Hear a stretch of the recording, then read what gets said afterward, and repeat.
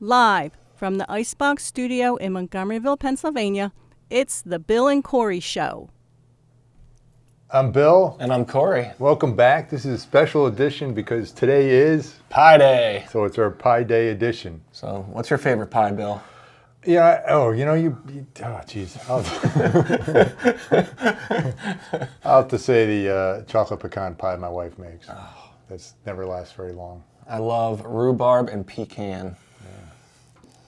You don't like pecan pie? I don't know. It depends on. I don't know. I use both words. Depends on how I'm feeling that day. Okay, the first question's a Corey question. This goes way back to, I don't know, weeks ago on another thing. This yeah, is and I keep getting questions about pickup it. Yeah. truck. Buddy in a pickup so truck. it's about some regulator delivery pressure issue with a guy in a pickup truck. Yes, so he's trying to get 15 psi out, and he has a combination of some regulators that are 0 to 30 set and another that's set 0 to 125. And he goes, your regulator says it can go 0 to 125. Why am I having it so much easier getting 15 psi out of the 0 to 30 as opposed to the 0 to 125? And I mean, it's a pretty good question. I mean, why do we sell different ranges of regulators? I mean, if 0 to 500 covers everywhere from 0 to 500, why even sell 0 to 30? That's all you need. Well, there's two main reasons why we do that. The first one is the delivery gauge. Delivery gauges, as Bill's explained, goes 3%, 2%, plus or minus 3%, plus or minus 2% in the middle half, and plus or minus 3% in the front and back quarters. And so if you have a regulator that's 0 to 125 and you have a 0 to 200 PSIG gauge on it, you have 6 PSIG of possible... At the lower end. At the lower end, we're 15 PSI. So you could be getting 9 or you could be getting 21, and that could cause problems. And the other main reason why is because the diaphragm and the regulator, accuracy issues, I should say. So if you have... Resolution, maybe. Better term. Yeah, resolution, yes. And so they all have the same screws on them, but the diaphragm in it changes depending on what pressure range you want. And in order to get a 0 to 125 PSIG diaphragm to zero in on the 15 PSIG pressure, as you turn it, this will cause it to jump more. So it's really hard to... Yeah, so just a little bit is a lot of... It's very similar to our high accuracy versus utility valves on rotometers, where the high accuracy, it takes more turns to do it, so each little bit of the turn, it only affects it very little bit. Yeah. But a utility valve, you turn it the same amount and it can affect it a lot. And so those are the two main reasons why you want to get, if you want to get the regulator that is close to the pressure as you want as possible. Right, and you have also on the lower ends, one issue. Like a rule of thumb, 10-20%-ish is kind of good. You also have to look at on the upper end. Yes. If you want to get like a 125 PSI regulator, and you go, oh, that's what I need, 125. Well, you have the droop in the regulator, so you might not, at the flow rate you might not be able to get that pressure. So you got to kind of... So if you're about 120, you might want to go with a 250. Yeah, typically you want to stay in the middle about. It helps. Yeah. Okay, this is an interesting one. I like this question because there's a lot of props to it. There we go. Move this out of the way so you can get to your props. We had a customer who had a manifold. Actually, I think it was part of a switchover, and this would be one of the manifolds. I don't know if it was brass or stainless, but that's what they had. And there's hoses that hook up to this part of it, and this is actually the hose connections they had on that. And they hooked it up, and they go, hey. It was a manifold for carbon dioxide, which is a CJ320, and the standard for the manifold valves on a header are inlet a CJ346, which is for air. I don't know how they came up with that, but that's just a standard fitting. So they took the hoses. I'm guessing that air is probably one of the most popular fittings out there, so they probably know. Yeah, I'm not sure exactly why. So they took it, and this is a 320 end, and this is a 346, but you look at it and you're like, yeah, whatever. And I'm sure what happened was you just grabbed it out of the box, just like anybody else would do. I'd do that. I can tell you a story about my daughter when she was a teenager. We got our wardrobe from IKEA, and it's like, Dad, I'm going to put it together. And she just dived right into it, and at the end there was a bunch of fasteners Not still used. laying around, and it just it was difficult. So anyways, so this is a 320 fitting, and the nut, hey, the nut attaches and it's firm. Yeah. So how come? So that must be right. And this ends at 346, and it's not. It's not a 320. So they thought the hoses were wrong, but that's, you know, I could see someone doing Making that. that mistake. I mean, there's a lot of most of the CGA connections you can't really. You know, one's an internal thread, the other's an external thread, so it's easy. And then the bullet nose might be a little bit different, which the threads being the well, same. still, you get the nut. Now with the nut. with this nut, oh, it takes me time to get this off. It's flat. Just a lot of threads. So, bunch of things going on. So the nuts are threaded the same for the 300s, really for a lot of the 300s. So you got a CGA 300, which is ethyl chloride, CGA 320, it's mainly carbon dioxide, that's what this is. You got a CGA 326, and I'll show you that, nitrous oxide. CGA 346, this one is laughing gas, air. Nitrous oxide. Yeah, nitrous oxide is laughing gas. And then you got CGA 347, which is high pressure air up to like 3,500 PSI cylinders. Now, and that's all, those threads are all 0.825-14 NGO right-hand external. Said that in one breath. So yeah, the nuts are interchangeable. That's referring to this part, not the internal threads of the nut. Just to say external, because you know. Oh yeah. The valve's external. The valve's so the mating external. piece is going to be internal. Yeah. Because it's for the valve standard. So we'll look at it. You want to do close? Oh, let me pull out all the fittings here. So that's a 326. Oh, these are left-handed ones. I'll just bring them out anyways. Hey, you want to zoom in on this? Get the zoom in camera. Okay, so you see this is 320. That's flat-faced, and this is a 346. It's got like a little bullet nose, they call them. Yeah, and actually the gap here is a little bit different too, but it actually doesn't matter. So you need a washer here for the 320. I didn't put the washer on making the connection because I assume that's what they did too. So this is a 326, which is for nitrous. And it also has a bullet nose. Very similar to the 346. Yeah, and you can actually tighten this on here with the nut, and you'll think, oh, that's good. The problem being is that this the problem with flex hoses, they like to flex. So what you got here is a 326 is a smaller nipple, smaller and shorter, smaller diameter and shorter. Mm-hmm. So you can put it in there, but it's not going to seal. The sealing part of the CGA fitting, when they have bullet noses, is on the tip. Mm-hmm. So all this stuff is not sealing. So when you put that in, that won't hit the sealing surface of the fitting. You can tighten it and you'll think, oh, it's in there good. But it won't seal. And then vice versa, if you tried to take a 346 and put it in a 326, that's too big. Yeah, it won't. That one won't trick you. That one won't trick you like the other one, though. Luckily. Yeah. So that's what you have. And I didn't have a 347 nipple to show you, but that's a longer nipple on it. And I don't have the 300, and that's obviously different size. So we don't. 300 is rarely used. It's for ethyl chloride, and ethyl chloride used to be used a lot when it was used for a additive to gasoline, and they found out that's not the safest, healthiest thing to have in your gas. So it's used for other things. Anyways, the other thing too, where it won't work, is on the let's do the close up again. Is you've got on this connection, you got this little hole there. You're like, why is that hole doing there? I could guess. So you can tighten it down and. Yeah, well, what happens is you can make that, if you make that CGA 320 connection, gas is going to leak out of that hole. So you're not going to get, you're going to go, oh, hey, gas is leaking out. So that's kind of like a safety feature, is you got a little hole in there.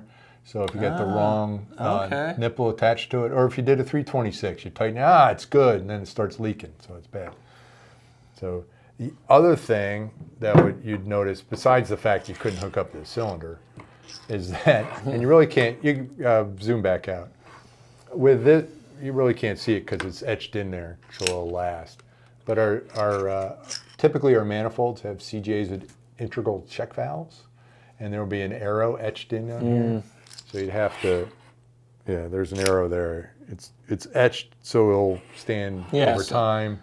So in our manifolds, this one would have a check valve, but this one would not. So if for whatever reason you said, oh, okay, I'm just going to change this out, put it in the right fitting, and you have this hooked up, the gas wouldn't flow because the check valve's going that way. Yeah, that way. And it wouldn't work. So stuff doesn't go back into the cylinder.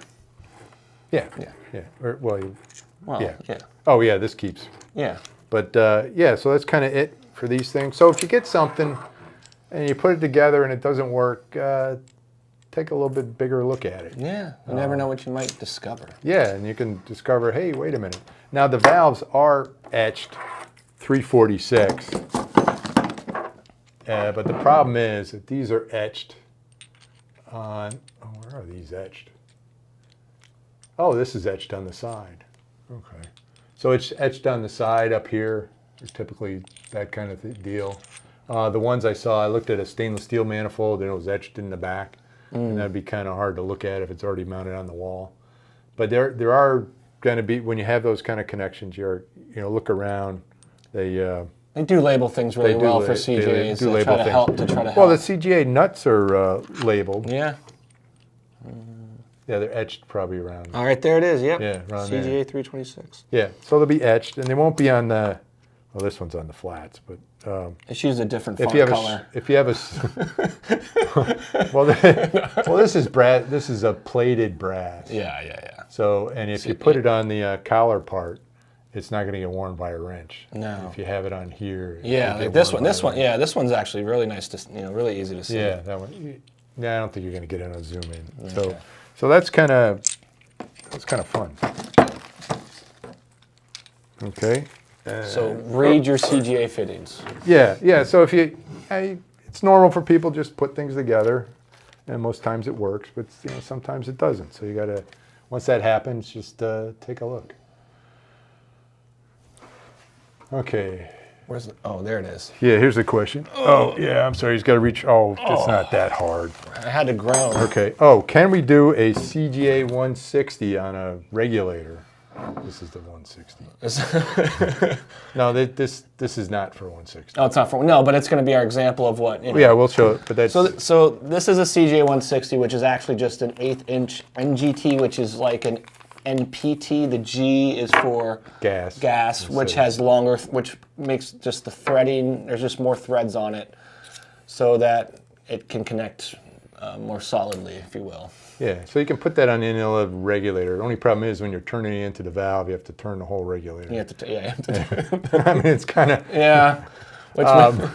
normally you have these swivel nuts, so you can kind of put the regulator. But the interesting thing about a CGA 160 is it is internal threads of a CGA 660. Yes. And so if you want to zoom in on this guy, we'll try to show it. This is a CGA 180, 110 one. You can see the outside threads on this has 180, and I don't know if you can get the zoom in, but there's internal threads as well, which is a CGA 110. And this is the 110 right there. And this is the 110. It's a straight thread with a washer on it. Now, so there you go. So this one can be used with two different CGA fittings. Yeah. You can't use both CGA fittings at the same time. It's be hard to screw in. I mean, you could get like a super connection perhaps if you could somehow get it to go. It wouldn't work because they both wouldn't seal. They both wouldn't seal. Don't even suggest that. Now the sales guys are going to ask for, can I get both 110 and a... And there are actually... So this is the 180. It does take a washer. It's somewhere here. Yeah.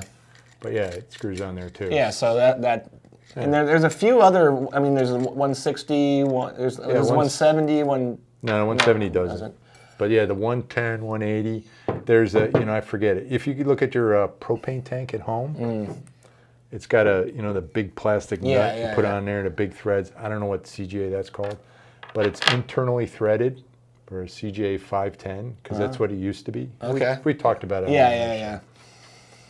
So try to be very economical with your fittings by saying, hey, we can use two different ones on here.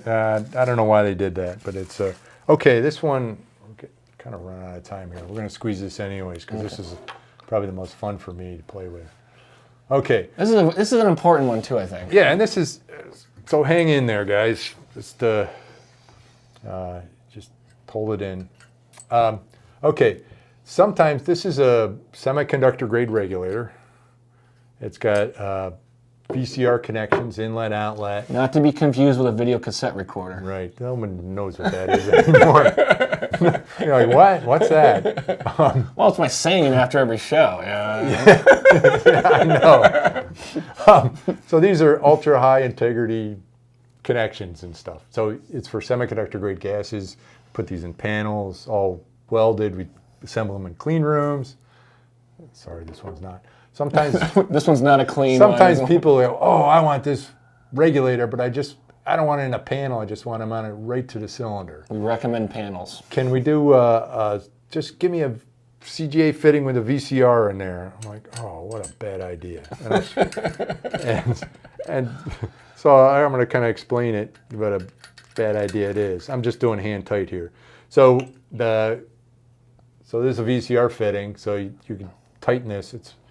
And I checked and this just simulates the CGA fitting. The idea about you don't want to have the transfer of torque. So you tighten this in here, and when yes, you use a nut and tail piece that will kind of cut down and transfer a torque. But you can transfer torque from tightening or loosening this, your nut and your tail piece into here, and that could loosen. So you got a full cylinder, a couple thousand PSI, could be an inert gas, maybe it's something that will kill you. And it's a semiconductor grade, it's really good stuff. It's expensive gas. It's expensive gas. And then, so I went and checked this with our technicians. They had a really cool torque wrench, or loosener wrench. So I tightened it on there properly, and then when I loosened it, it took 130 inch-pounds of torque. Oh, inch-pounds, not even foot-pounds. No, but you can convert it to foot-pounds. Well, you can, it's but not much. But it's it's not 130, much. and you think, well, so what? What does that mean? That's just some number. So I was like, okay, so I took, I only tested one. I probably should have tested a lot more. I don't have time for that. But, so it's like, okay, so we did a pipe thread fitting, stainless steel, Teflon tape, halocarbon oil, that kind of deal. And I checked on that, and that was like 275 inch-pounds. So it's twice as much torque, or to do a pipe thread fitting to loosen it than it is for VCR. And with a pipe thread fitting, it's tapered, so if you loosen it a little bit, it might still seal. But here, it's a metal gasket, so there's not much give. So once you loosen that sucker, it's gonna leak. So you want to have something set up where you're not transferring the torque, especially for the VCR fittings, because they're easy to loosen. So when we do, you want to grab that panel over there? Yeah, I was wondering. Oops. Oh, knocking everything over today. That's a good show. This one's a light one. I like this one. Okay. You can hold this one. I can hold this one. Thanks. We call this a 5100 series panel, but our ultraline panels are kind of the same. There's only so much you can do with a panel. So you got the regulator, and what we do so you don't transfer torque is we put a 90-degree bend, and then we clamp it down. Here we got 2 clamps in there. One would probably be good enough. So if there's any twisting here, that torque is going to be in here, but it's not going to get transferred up to here. So you can screw around with this as much as possible, but that torque's not going to transfer and loosen here. So when we sell, a panel like this with VCR connections, we would put a 90-degree in there and clamp the tubing coming in there, so you're not transferring torque to the fitting, because you don't want to have that leak. It's high pressure, it could be really nasty gases.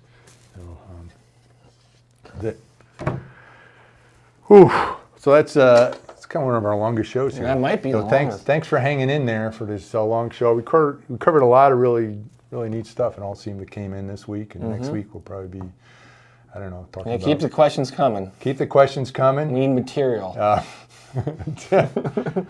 We always seem to get the material.